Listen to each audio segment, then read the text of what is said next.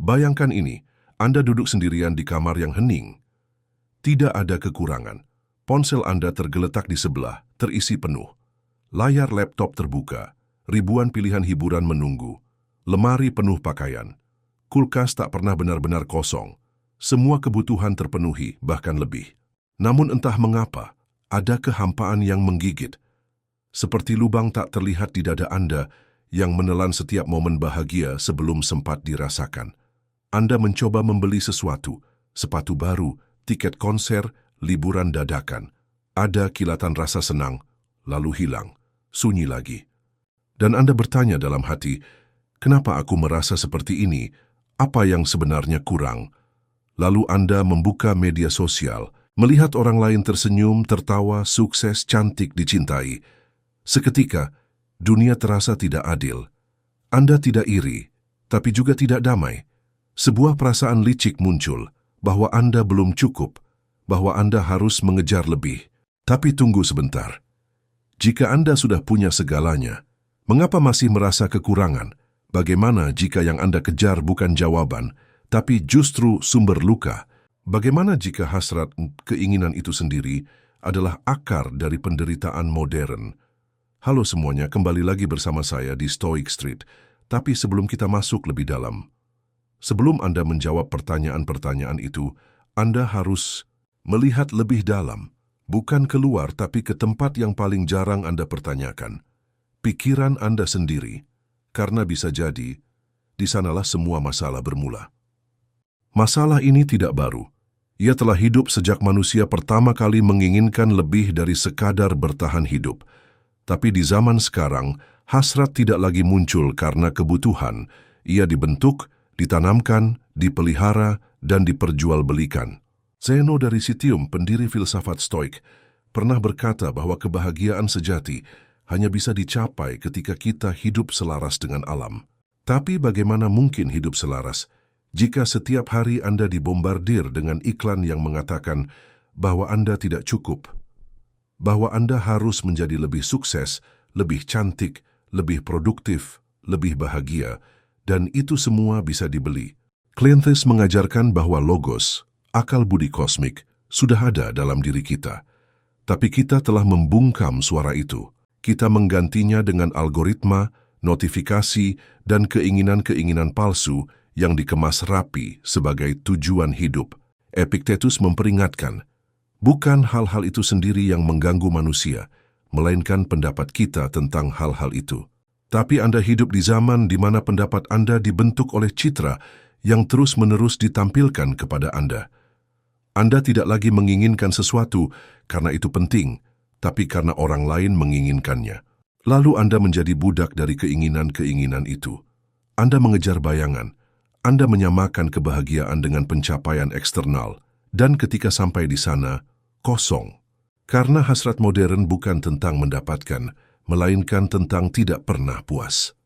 Seneca pernah berkata bahwa kemiskinan tidak terletak pada sedikitnya harta, tapi pada ketidakpuasan terhadap apa yang sudah dimiliki. Dan itulah inti masalahnya.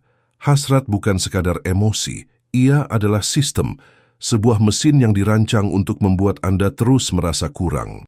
Tapi bagaimana jika kita melihat lebih dalam lagi dan menemukan bahwa efeknya jauh lebih luas dari yang Anda kira? Bahwa ini bukan sekadar soal perasaan pribadi, melainkan luka kolektif yang membentuk dunia kita. Coba lihat sekeliling Anda.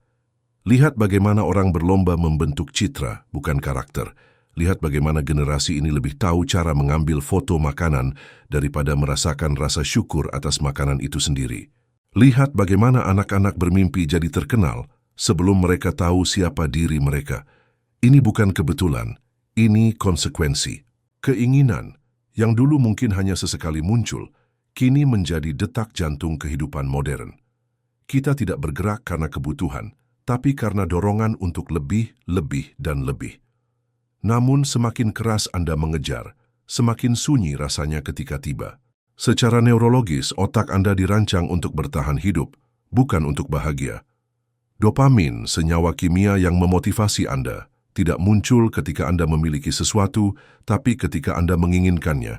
Ini berarti sistem biologis Anda pun berpihak pada hasrat, bukan pemenuhan. Begitu Anda mendapatkan apa yang diinginkan, efek dopamin hilang, dan Anda kembali merasa kosong. Ini adalah jebakan yang dirancang dengan elegan oleh evolusi.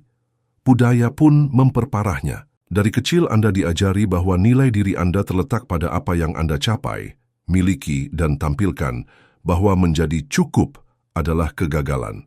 Bahwa kebahagiaan adalah target eksternal yang bisa diraih jika Anda bekerja cukup keras. Tapi tidak ada yang mengatakan bahwa garis finish itu terus bergeser, bahwa setiap kali Anda sampai, dunia akan memberitahu Anda bahwa itu belum cukup.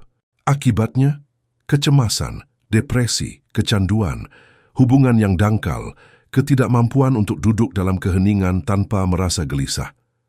Masyarakat kita penuh orang yang tampaknya berhasil, tapi tidak pernah tenang. Dan mungkin Anda salah satunya. Tapi bukan karena lemah, melainkan karena Anda terjebak dalam sistem yang membuat Anda tidak pernah merasa selesai.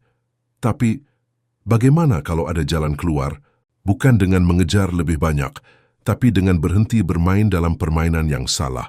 Sekarang bayangkan ini, Anda bangun pagi, dan untuk pertama kalinya dalam waktu yang lama, Anda tidak merasa tertinggal, tidak merasa harus mengejar apapun, tidak sibuk membandingkan diri Anda dengan orang lain, tidak tergoda untuk membuka ponsel dan melihat siapa yang lebih bahagia hari ini. Bukan karena dunia berubah, tapi karena Anda berhenti mengizinkan dunia menentukan nilai Anda. Inilah pemberontakan sejati. Ketika Anda memutuskan untuk tidak menjadi budak hasrat, Anda meruntuhkan sistem yang mengandalkan kekosongan batin Anda untuk terus berputar. Anda tidak lagi berjalan di atas roda hamster modernitas.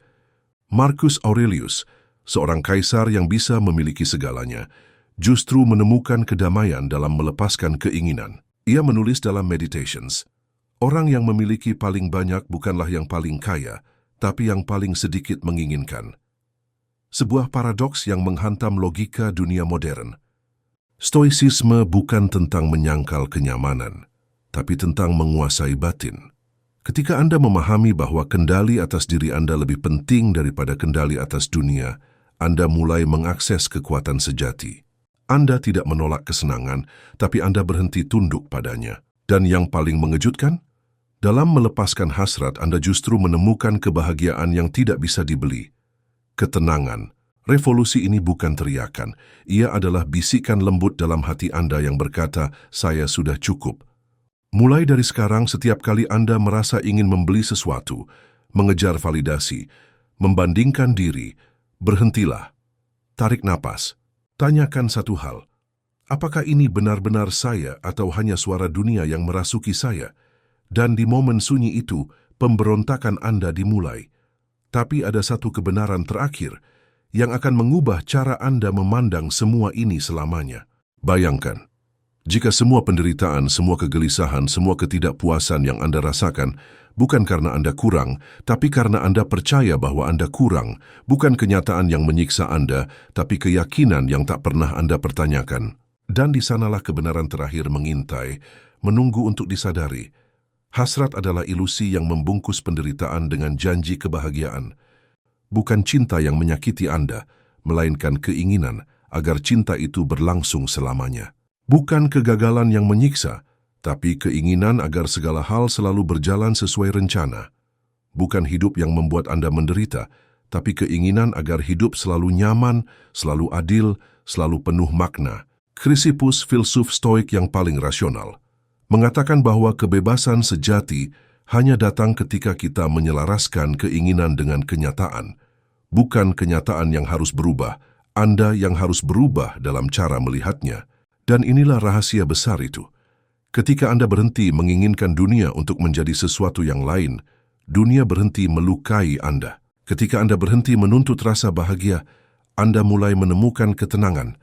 Ketika Anda duduk dalam keheningan dan berkata dengan sepenuh hati, "Apa yang ada saat ini cukup," maka saat itu juga Anda menang. Bukan karena dunia memberi Anda segalanya, tapi karena Anda akhirnya berhenti menagih dari dunia apa yang hanya bisa Anda temukan di dalam diri sendiri. Kini lihatlah ke dalam. Tanyakan dengan jujur, apakah Anda benar-benar ingin bahagia atau hanya ingin lebih? Karena hanya satu yang bisa Anda pilih. Dan mungkin di akhir semua keinginan, di balik semua hasrat yang gagal terpenuhi, Anda akan menemukan satu hal yang selama ini tersembunyi, kebebasan, sunyi, tapi lengkap. Dan di sanalah, di tengah kehampaan tanpa keinginan, Anda akhirnya pulang. Jika satu ide hari ini membuat Anda berhenti sejenak dan berpikir klik like, karena mungkin itu adalah awal dari perjalanan yang lebih besar. Dan jika Anda siap, video selanjutnya akan membawa Anda lebih dalam ke sisi lain dari keinginan, kendali, dan kebebasan.